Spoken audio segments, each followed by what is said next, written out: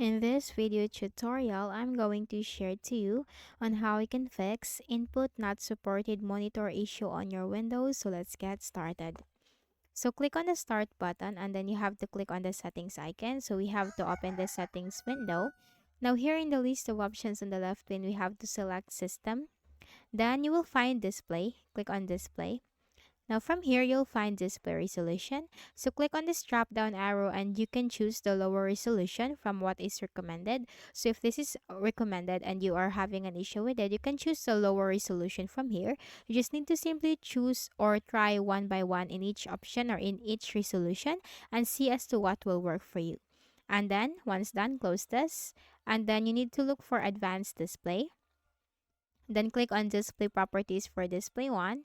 Then here you'll find the monitor tab. So once you find a refresh rate from here, because it depends from Windows to Windows, you can find the refresh rate from here in the monitor tab. You can also find that from here at the bottom of the display information.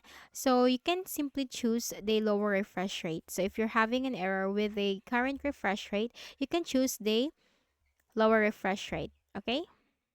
And then you can keep changes if it is working fine, or you can revert if it is not working fine. Okay?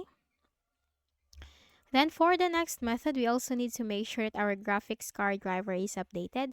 So right click at the start button and here you have to select device manager. Now here in the device manager window, you just have to simply locate display adapter. So this is where you can find your graphics card driver. Now what you can do is you need to make a right click, select update driver, search automatically for drivers. Now the best drivers for your device are already installed. Then you just have to close this, close everything, and you might have to restart your Windows once.